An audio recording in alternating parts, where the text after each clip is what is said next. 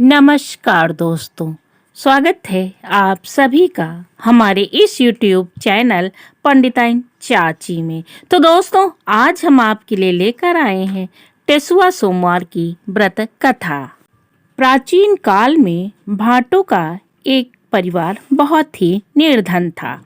एक दिन भाटिन ने अपने दामाद तथा पुत्री को भोजन कराने की इच्छा प्रकट की। भाट कई गांव से भिक्षा मांगकर ले आया। भाटिन ने स्वादिष्ट व्यंजन तैयार किया। भोजन बनाकर हाथ पैर धोने के लिए बाहर गई।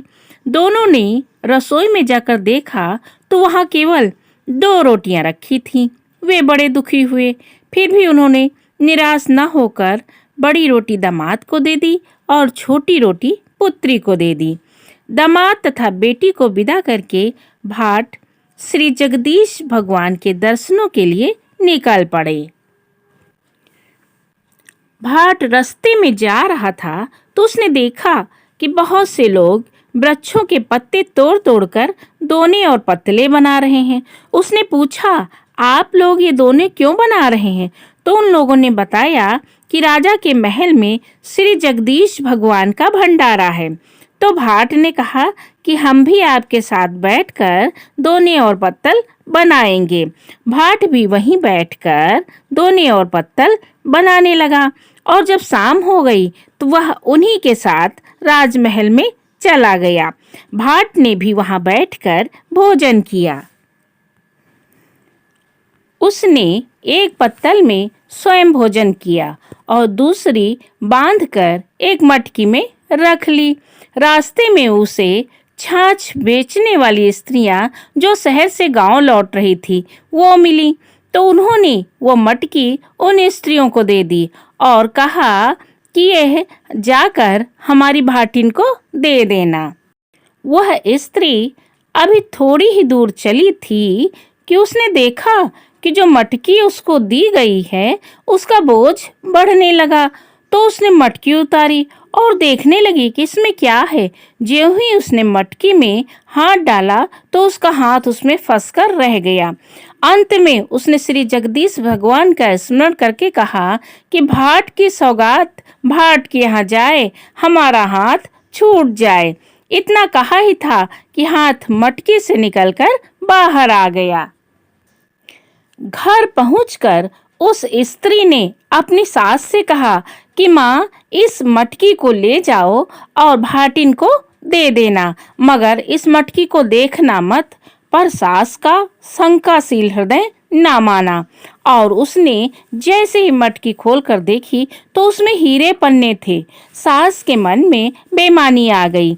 उसने वह मटकी स्वयं रखकर भाटिन को दूसरी मटकी में गेहूं भरकर देने का विचार किया। ज्यों ही सास ने गेहूं निकालने के लिए कच्ची कोठार का छेद खोला, उसमें से कीड़े निकलने लगे। सास घबराकर बोली, भाट की सौगात भाट के जाए, हमारे गेहूं गेहूं हो जाए। इतना कहते ही गेहूं गेहूं हो गए। उसने भाटिन को बुलाकर मटकी उसे दे दी। भाटिन ने घर जाकर मटकी को खोला तो हीरे और जवाहरातों से भरा पाया। तो उस भाटिन ने उसका एक हिस्सा पुण्य कर्मों के लिए संकल्प करके रख लिया और शेष निर्वाह करने के लिए रख लिया। और दोस्तों, उधर भाट श्री जगदीश जी की यात्रा के लिए आगे बढ़ता चला जा रहा था। उसे रास्ते में एक साधु मिला। साधु ने कहा, यदि तुझे सचमुच ही श्री जगदीश भगवान के दर्शन करने की मन में लगी हुई है तो हमारे धूने में धंस जा, तत्काल ही श्री जगदीश जी के पास पहुंच जाएगा। ज्यों ही भाट धूने में धंसने लगा, साधु ने मना करके अंधेरे कुएं में गिरने का आदेश दिया। भाट कुएं में कूदने को तैयार हो गया। फिर साधु के कहने पर भाट भड़भूजे के भाड़ में सिर देने को तैयार हो गया। भाट को सारी परीक्षाओं में सफल पाकर साधु बड़ा प्रसन्न हुआ। रात को साधु ने भाट को एक चुटकी दाल, चावल, आटा देकर भोजन बनाने के लिए कहा। भाट ने एक हांडी में दाल चावल डाल दिए और आटा गूंथ कर ढककर रख दिया। आंच लगते ही खिचड़ी हांडी से बाहर उफरने लगी। भाट ने उफान में आया हुआ पानी पी लिया और फिर उसी से संतुष्ट हो गया। रसोई तैयार हो गई। उसने साधु को भोजन करने के लिए कहा। क्योंकि रसोई पहले से जूठी हो चुकी थी, इसलिए साधु ने भोजन करने से इनकार कर दिया। भाट ने राहगीरों को भोजन कराना शुरू कर दिया। फिर भी भंडार में बहुत सा भोजन बच गया। तब भाट ने साधु से कहा, अब मैं समझ गया, आप ही स्वामी जी हैं, क्योंकि ऐसी सिद्धि किसी और में नहीं है। मैं तो अल्पज्ञ हूँ और आप सर्वज्ञ हैं। मैं आपकी परीक्षा लेने योग्य नहीं हूँ। आपने कृपा करके मार्ग में दर्शन दिए हैं, वैसे ही पुरी में भी दीजिएगा। तो साधु बोला, जहाँ हम हैं वहीं पुरी भी है। प्रेम में ना पड़, जो इच्छा हो मांग। भाट बोला, महाराज मैं बहुत गरीब हूँ, मुझे तो पेट भर भोजन भी नहीं मिलता, कृपया मेरी दरिद्रता दूर कीजिए। साधु ने कहा, पुरी के पास ही बेत की झाड़ी के वन है, तू उस झाड़ी से 5 बेत तोड़ ला। भाट ने वैसा ही किया। बेत तोड़ते ही उसकी मुस्की बंध गई। ये देखकर साधु ने कहा, तू लालची है, तुझे असंतोष तो है ही, तेरी तृष्णा भी प्रबल है, इसी कारण तेरी ऐसी दशा है। तो इन बेतों को छोड़ने का संकल्प करके केवल 5 बेत लेकर चला जा। भाट ने वैसा ही किया। वो 5 बेत लेकर साधु के पास पहुंचा। साधु ने उसे पीतल की एक बटलोई देकर कहा कि चैत्र मास के प्रत्येक सोमवार को इन बेतों की पूजा किया करना। चौथे सोमवार को हमारे नाम पर भंडारा कर देना। ऐसा करने से इस बटलोई में 56 प्रकार के व्यंजन मिलेंगे। दोस्तों, बटुलोई लेकर प्रसन्न चित्त भाट घर की ओर लौटा। रास्ते में एक स्थान पर पानी पीने लगा तो उसकी अंजलि में टेसु का एक फूल आ गया। फूल देखते ही उसे स्मरण हुआ कि आज चैत्र माह का पहला सोमवार है। भाट ने पास ही खेत में काम कर रहे लोगों को बुलाकर उसी स्थान पर पूजन करने तथा कथा करने को कहा, पर कोई उसकी कथा सुनने को राजी न हुआ। वह निराश होकर आगे बढ़ गया। उसके जाते ही किसानों का अनाज अपने आप जलने लगा, तो वे दौड़ते हुए भाट के पास वापस आए और उन लोगों ने पूजा करने को कहा। तब वापस जाकर भाट ने पुनः बेतों की पूजा की, कथा कही और अपने घर की ओर चल दिया। इसी तरह चलते चलते दूसरा सोमवार भी आ गया। दूसरे सोमवार को उसे भेड़े चराता हुआ एक गरड़िया मिला। उसने उसे कथा सुनने को कहा, पर गरड़िये ने कोई ध्यान ही न दिया। परिणामतः गरड़िये की भेड़ें भी बिला गईं। गरड़िये ने भी उसे बुलाकर कथा सुनी। कथा पूरी हुई। उसकी भेड़ें दुगनी चौगनी होकर चलती हुई दिखाई देने लगीं। भाट की 2 लड़कियां थीं। एक अमीर घर में ब्याही थी, दूसरी गरीब के यहाँ। तीसरे सोमवार को भाट अपनी बड़ी लड़की के घर पहुंचा। उसने बेटी से कथा सुनने के लिए कहा, पर बेटी ने ध्यान ही न दिया। तब वह अपनी गरीब बेटी के यहाँ गया। वह बड़े आदर भाव से पिता से मिली और उसने अपने पिता की इच्छा अनुसार चौका लगाया। भाट ने श्रद्धा पूर्वक पूजन किया। लड़की ने घी गुड़ आदि इकट्ठा करके हवन किया, कथा सुनी। भाट ने साधु द्वारा दी हुई बटलोई में बेत डालकर खटखटाया।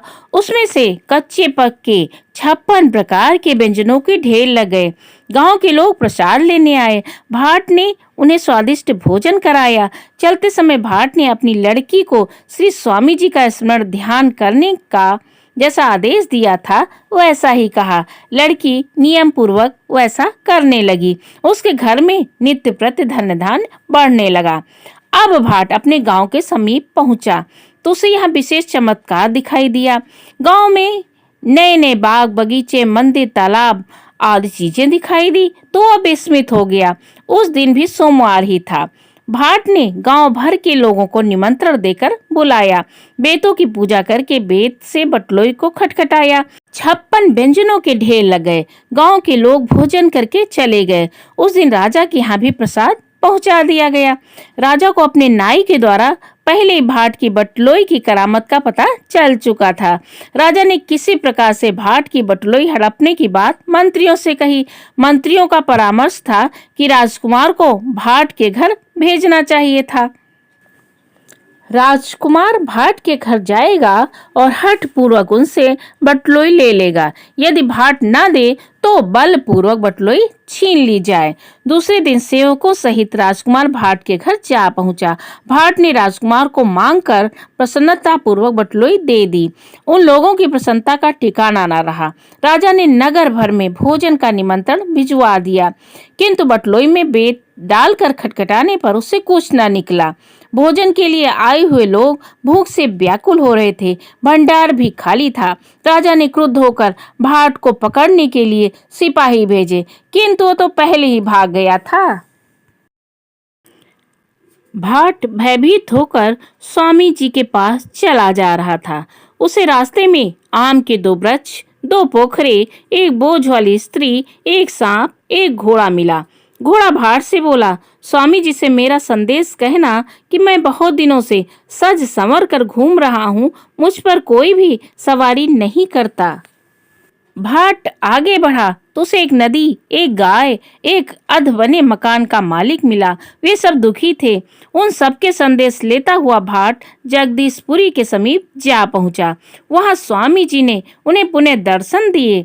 उसके बाद उसने स्वामी जी को साष्टांग प्रणाम करके बटलोई तथा अपनी बड़े बेटी दामाद की घटना कह सुनाई।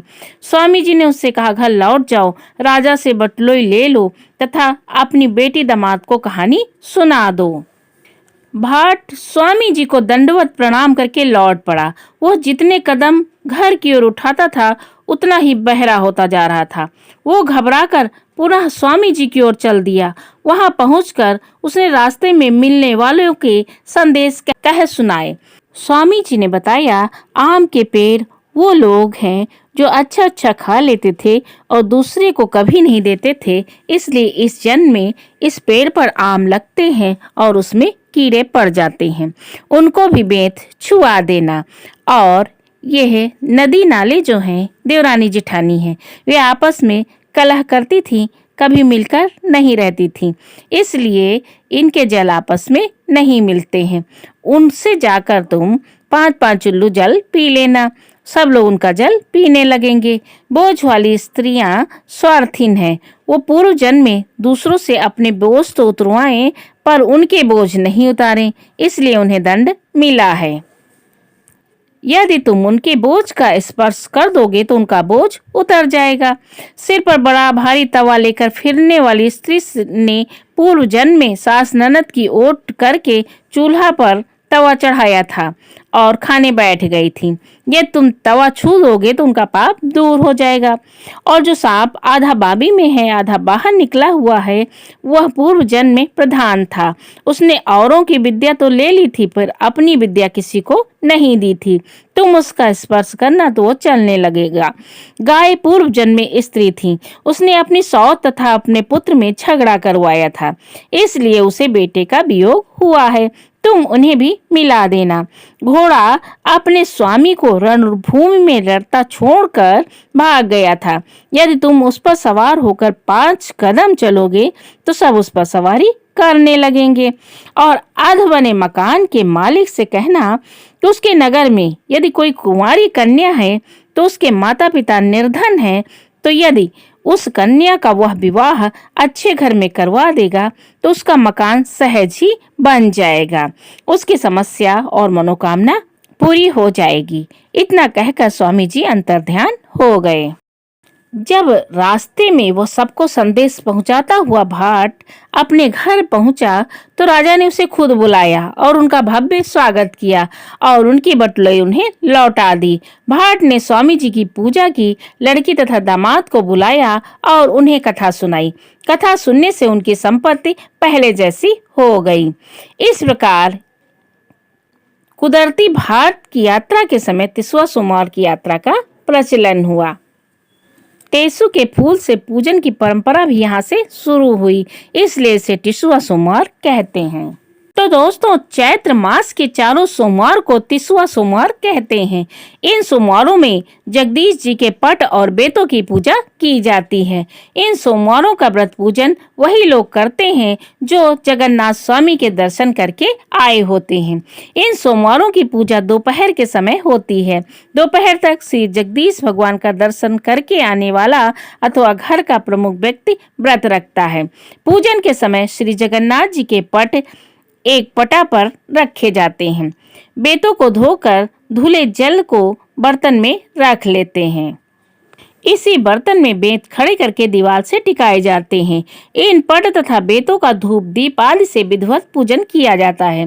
फूलों की माला के साथ जौ की बाली, आम्र, मंजरी, टेसू के पुष्प चढ़ाने का विशेष महात्म है। कच्चे पके पकवानों का भोजन लगाकर कथा कही जाती है। कथा करने के बाद बेतों पर अक्षत चढ़ाए जाते हैं और भोग सब व्यक्तियों को बांटा जाता है। तो दोस्तों, कैसी लगी ये तिसवा सोमवार व्रत कथा? अगर पसंद आई हो तो हमारे चैनल पंडिताइन चाची को लाइक शेयर सब्सक्राइब करना ना भूलें। बोलो जगदीश भगवान की जय हो, जगन्नाथ स्वामी की जय हो।